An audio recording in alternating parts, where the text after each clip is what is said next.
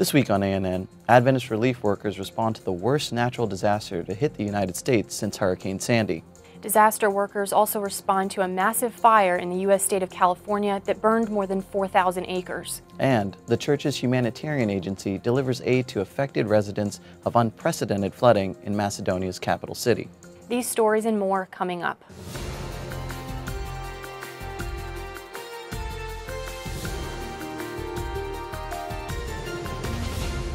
This is ANN, a service of the Seventh-day Adventist World Church. Thank you so much for joining us this week. The night before our taping, a 6.2 magnitude earthquake struck central Italy, bringing down buildings in mountainous zones, destroying villages, trapping residents, and sending others fleeing into the streets. By the last information received, it was believed that at least 38 people had been killed. A local Seventh-day Adventist pastor, Danielle Benini, has already pledged the support of church members and the local Adventist Development and Relief Agency to local government authorities. The communication director of the Adventist Church's Inter-European Territory, Corrado Cosi, said, quote, "We are sorry for the victims and hope strongly their numbers will remain low," end quote. We will bring you more up-to-date information as the story unfolds here on ANN Video and on news.adventist.org. First in the news, Adventist Community Services, or ACS, is delivering aid in response to the worst natural disaster in the United States since Superstorm Sandy struck the northeastern region of the country in 2012. Prolonged heavy rain that began in the U.S. state of Louisiana on August 12 led to widespread devastation throughout the state's southern region. Nearly 7.1 trillion gallons of water fell on the state, leaving 60,000 homes damaged and more than 2,600 people temporarily living in shelters. The effects of the flood have also caused the deaths of at least 13 people. Regional ACS disaster response teams have led various relief projects to help affected families. While a team from the U.S. state of Texas is setting up a multi-agency warehouse in Louisiana's capital to accept donated goods for survivors, another team has collected mattresses and cots to give to Adventist churches that are housing survivors. Adventist Community Services also went into action to assist victims of a massive fire in the U.S. state of California's northern region that was started by an arson. The Clayton Fire, which began August 13, burned 4,000 acres and destroyed 175 homes and businesses. Volunteers of ACS have tended to the needs of home and business owners who lost property in the small town's commercial district. Local Adventist churches have also opened their doors to provide physical and spiritual support to those who have been affected by the tragedy. The Lakeport Seventh-day Adventist Church has been officially listed as one of the state's evacuation centers for this emergency, and a group of members from the Middletown Seventh-day Adventist Church are also offering assistance at a second evacuation center in the area. Strong thunderstorms in Macedonia's capital city, Skopje, earlier this month caused historic flash flooding throughout the region. In the northern part of Skopje alone, more than 70% of homes have been flooded. Families have lost furnishings, belongings, food, and personal property. At least 24 people were killed by the effects of the flood, and 1,000 were injured. In response, the Adventist Development and Relief Agency in the nation has sought to deliver emergency items to 1,000 residents who are in the most need. As the agency receives more donations, it will expand its distribution. A 5.4 magnitude earthquake in southern Peru last week killed at least 9 people, injured 40 people, and destroyed 80 homes. Many injuries were sustained as walls and roofs of adobe homes collapsed on residents in the city of Arequipa. Soon after the earthquake, ADRA Peru's first response team served more than 500 hot meals to affected residents and activated a media campaign to gather material donations from the local community. ADRA Peru will also distribute kits of household supplies in the Arequipa community for those in need. In an effort to reach the needs of a growing and diverse refugee community in the U.S. state of Michigan, Adventist health professionals offered free medical and dental services during a 2-day clinic. Debbie Michelle sent this report. On Friday, August 12th and Sunday, August 14th, a free health and dental event was held for the refugee community in West Michigan. Over 100 people received cleanings, extractions, and root canals, which totaled some $40,000. Organizers of the community outreach included the Grand Rapids Central Seventh-day Adventist Church, along with the newly formed Myanmar Company. Yvette Ware, a practicing dentist, was the lead local coordinator. I myself, I'm very much interested in mission, and so when there was a need for someone to coordinate, I volunteered, and so here we are. Volunteers provided translation services in 5 languages. I'm translating in Burmese, the national language for people in Burma. For now, I'm translating in Kinyarwanda, but I do speak many different languages. Another volunteer was Dr. Kusai Muharib, a local dentist who hails from Iraq. It's a reward itself. I mean, you don't need to get any compensation. I mean, it's a good thing. In addition to dental services, there were massage therapists and beauticians. Health educators dispensed information about the 7 laws of health. The event, held at the New Hope Baptist Church, coincided with the Rwandan camp meeting. Plans are underway for more health expos such as this one to be held throughout the Lake Union in coming weeks. This is Debbie Michelle for Adventist News Network. According to the president of the Seventh-day Adventist Church in Western Nigeria, Adventist residents are not allowed to freely exercise their right to vote since national elections are held on Saturdays. At a news conference in Edo-Ekiti, a major city in southwest Nigeria, Oyeleke Owolabi said, quote, "We are not feeling comfortable because we are being disenfranchised. We have written many letters to the Independent National Electoral Commission on the need to shift elections from Saturday, and I know that it will accede to the request one day," end quote. According to the Adventist Review, Nigeria has scheduled local and national elections for Saturdays for years despite repeated pleas from the Adventist Church, which has about 223,000 members in the country of 174 million people. A group of 75 Adventist scientists, teachers, and students examined the various ways nature points to a creator during a week-long conference held in Iceland. The 2016 Field Conference on Faith and Science for Seventh-day Adventist teachers and students was organized by the denomination's Geoscience Research Institute. The conference featured lecture presentations and field trips to locations of particular geological significance, including volcanoes, glaciers, and hot springs. Participants explored concepts relating to origins, including plate tectonics, glaciations, and catastrophic events. The Seventh-day Adventist Church in the Trans-Europe region has more. Every time I learn about a new process, I feel like I learn something new about God, because I really do honestly believe that in Him was life, and that life was a light of man. And so when I tell every student this when I teach a class, we're taking biology. You're studying bio means life, and ology means the study of. This is the study of life. And I have the privilege of studying life more than any other, studying God, more than any other theologian, because every single moment I'm studying living things. And those living things are a reflection of the life giver. And so I get to study an aspect of Christ. And so that really makes me excited. An Adventist scientist who helped bring attention to the work of the church's flagship health institution and who laid the groundwork for treatment of Chagas disease recently passed away at the age of 99. Raymond Rickman has been recognized by the World Health Organization as the foremost North American entomologist in the field of Chagas disease from the vector triatoma, or bloodsuckers, also known as kissing bugs. Every year, the disease affects an estimated 15 million people in Central and South America and 100,000 in the United States. He found that the best way to prevent the spread of the disease is through the use of insecticide. Rickman was also known for his studies at the School of Tropical and Preventive Medicine, which was the forerunner of Loma Linda University's School of Public Health.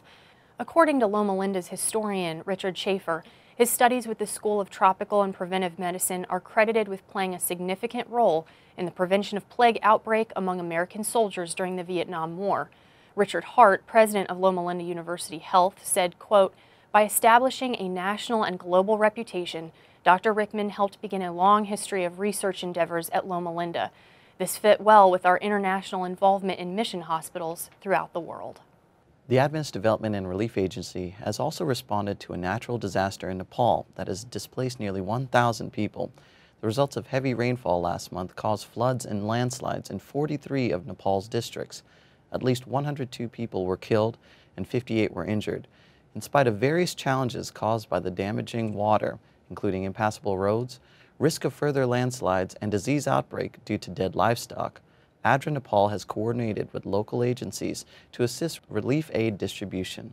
The agency has already distributed 150 sets of temporary shelter kits to families in the most highly affected areas and will continue to distribute more.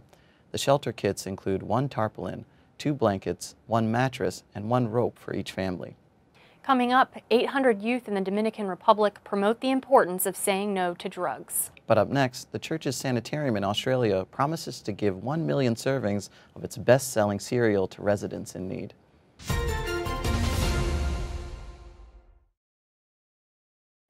Do you have sitting disease? I don't know. Do you sit all day? Yes. Are you known to your friends as a sitaholic? Yes. Do you sit all day at work, then get home and sit even more? I do. Data from the National Health and Nutrition Examination shows that more than half of people sit at least 6 hours a day. This sitting time has been linked to metabolic syndrome, type 2 diabetes, cardiovascular disease, and a whole slew of other problems. If you've been sitting for more than an hour, you've been sitting too long. We've got to get up. By cutting your sitting time in half, you can increase your life expectancy by up to 2 years. Find ways you can stand more during your day. Pace when walking on your phone. Have walk and talk meetings. Set an alarm to remind you to walk every hour. Stand up and start living longer today.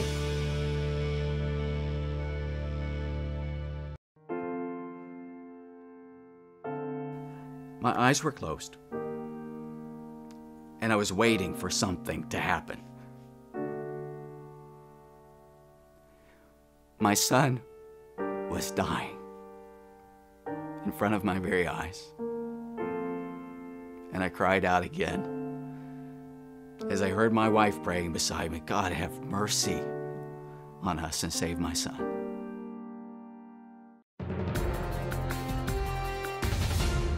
Welcome back. And now we have more news from our global church community. In Australia, the church's Sanitarium Health and Wellbeing pledged 1 million servings of its popular Weet-Bix cereal to help those finding it difficult to provide steady meals for their families. The pledge on August 2 to Food Bank, Australia's largest nonprofit food relief organization, is the largest single donation by Sanitarium to any food relief charity.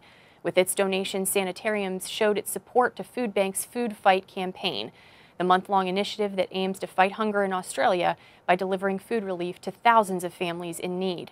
Sanitarium Health and Wellbeing's corporate communications manager, Julie Prestine, said, quote, "At Sanitarium, we believe in the potential of every Australian to be happy and healthy.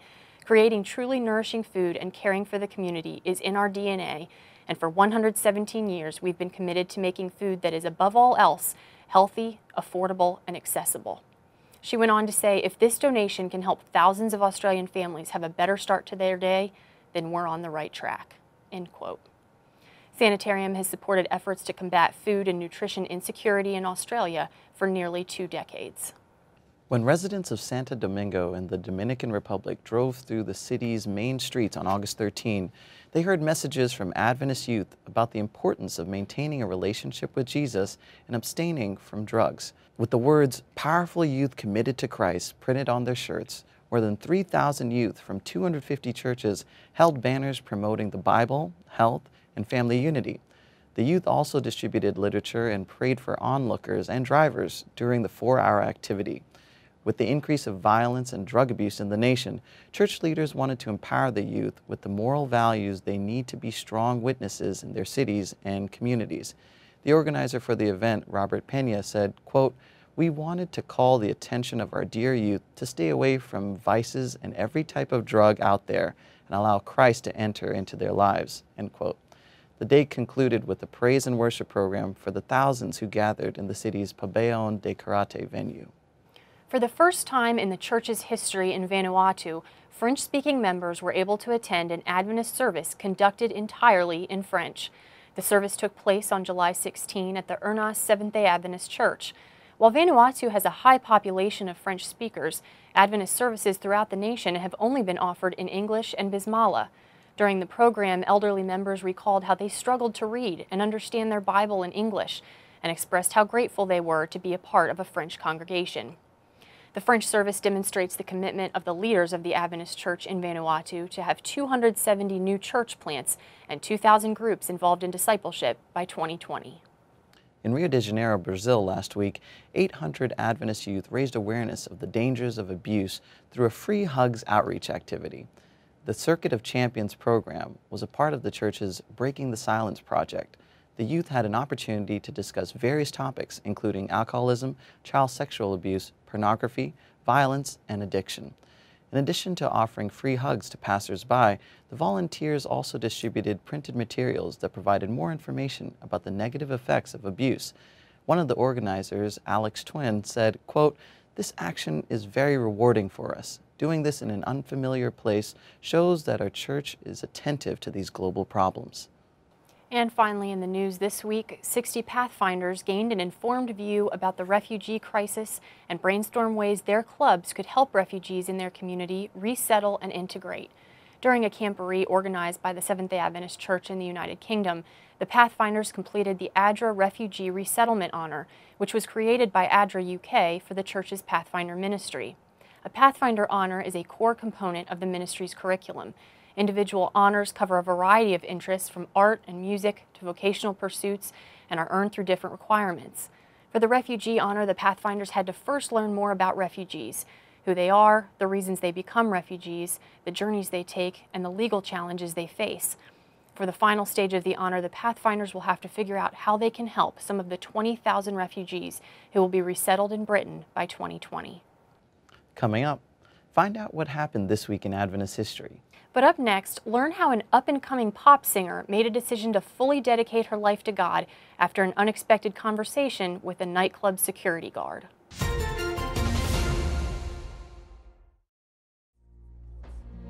It all started in a small upper room with humble, fervent prayer.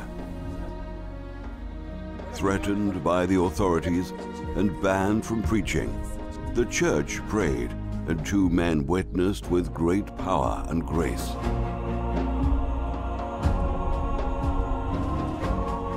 And people prayed everywhere in one accord, in repentance, with confession and humility, and the lives of people were changed.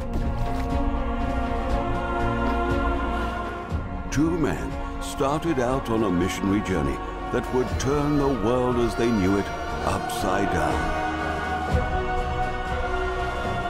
And the message went out to the world beyond. Corporate prayer helped a prisoner escape. A king requested that his people fast and pray, and the enemy was defeated. A battle won without the need to fight.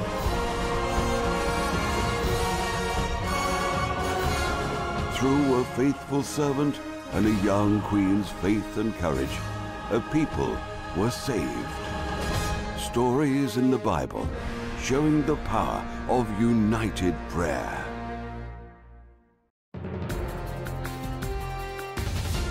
Welcome back.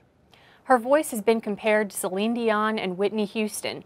Through her career and her connections, she's had great potential to reach a goal of becoming a famous singer. But after an unexpected conversation with a stranger, she knew she had to make a decision that was bigger than her music. We now present to you the moving testimony of Naomi Streamer in this ANN exclusive called Backstage Pass. I'm on a path that could lead me to destruction, and I need to start making some changes in my life. I grew up on a little farm. We didn't have any television or radio, any media whatsoever. It was just like this paradise on earth. It was the perfect childhood, really. My parents put us in an adult choir, and I was the only child allowed to sing in it. And this really spawned this love for music for me. When I was a teenager, we recorded this little demo that I helped write. We sent it off to all of the major labels. And of course, I was like, this is gonna be it. We got all kinds of letters, and it was like, sorry, but this is not what we're looking for at this time, and thanks for your submission, and, you know, basically like, good luck, we're not interested, have a nice life. Well, I'm gonna go to New York, and I'm gonna get a big record deal. And I did. I walked out with a big multi-million-dollar record deal.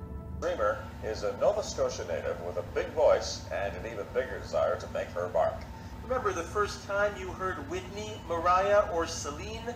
Naomi Streamer will become the commanding diva of the decade. For the entire time that I was making this record with Sony, it was being positioned as one of the big releases. So it came as a complete shock when My Dream came screeching to a halt. My entire team was fired. And this was in the very month that my record was supposed to be coming out. I found out all of my music was going to remain with Sony. They were not going to let me have any of my music. This was my entire body of work. And I had gone from a very prestigious position to nothing in a heartbeat. It was a period where I would just cry to God every night. Because in a sense, I really felt like he was to blame. I really felt as though he had been the one to let me down. I got this phone call, and I was so excited because I was like, someone's calling me to work with them. So I fly to New York, and I remember being there, and the first evening being hauled into a club, and I remember thinking in that club, I hope God doesn't come right now. So the next day I got that call again to come to the studio about 6 o'clock, and I was just feeling so overwhelmed. I shouldn't be here, and I don't want to be here. And this chauffeur came down and he stopped right in front of me. He simply looked me straight in the eye and he said, I had a dream about you last night. And so he said, the words that I'm going to speak to you are not my words, they're the words of the Holy Spirit. And he began to tell me the story of my life. He was telling me about the double life that I was living, the double standard. And he said, you know, you're at a crossroads in your life. And you're the one who can make the decision right now on what's going to happen to you. Up until this point, I had been listening to him like he'd almost been taking good guesses at my life. But I don't think my heart was really accepting it as a true message from God.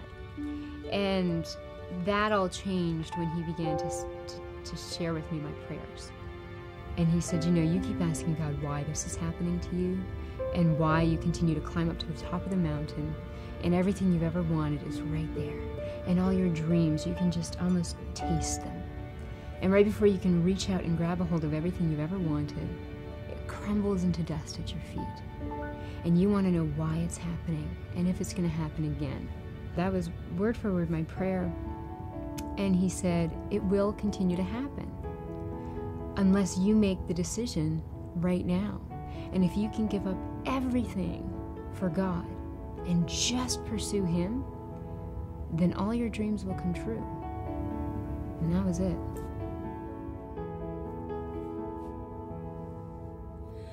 I've seen 1,000 roads, and some of them I've taken. I had finally gotten it. And the pile of dust wasn't failed dreams, it just simply was the promise of the world. And I thought, I don't want that promise anymore because it destroys people. And I finally got it, that God and Jesus, that was it. That was completely it. That's the only thing you can take with you. It's the only thing that can offer you salvation for eternity. And I finally was ready to just let go of everything and say, I choose you, and just lead me to wherever you want me to go. And I had no idea where that was, and it was terrifying, but I just knew that I wanted God to use 100% of my life. You know, I have no regrets because I know God spoke to me at the exact moment he needed to. He waited until my heart was at the point where I was ready to listen. And we all come up and we say, I've got plans for myself. And we completely forget that God has the plan for us. You knew me when I didn't know everything that I know now.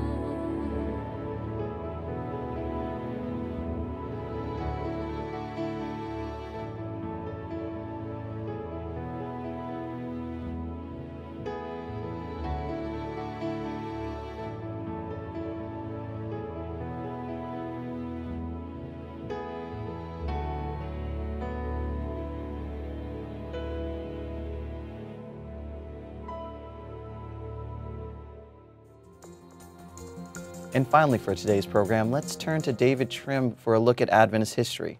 This week, learn about some of the church's earliest missionaries in Eastern Europe.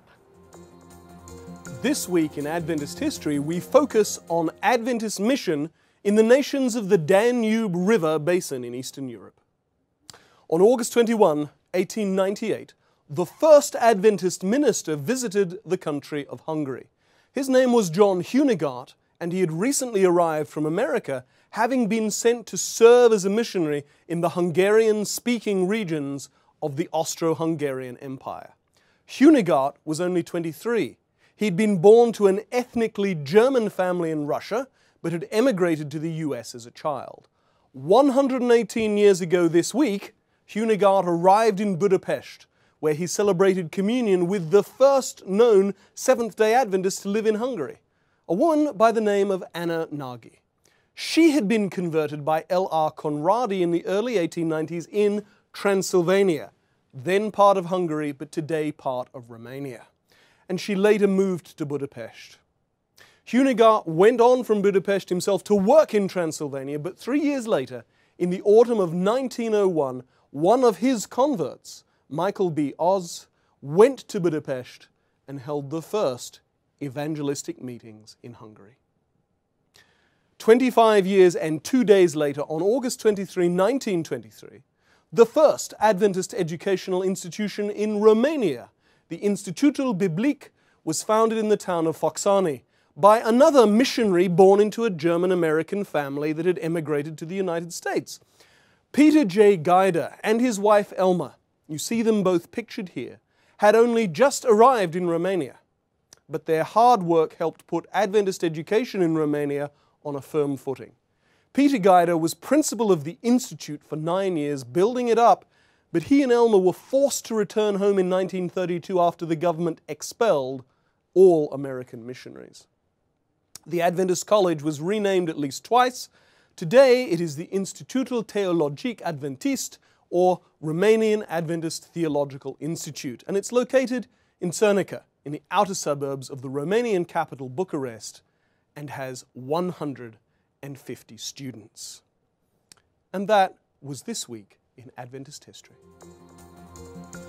Thanks for watching ANN. Join us next week for more news from the headquarters of the Seventh-day Adventist Church. But in the meantime, join our global conversation on Facebook, Twitter, and Instagram.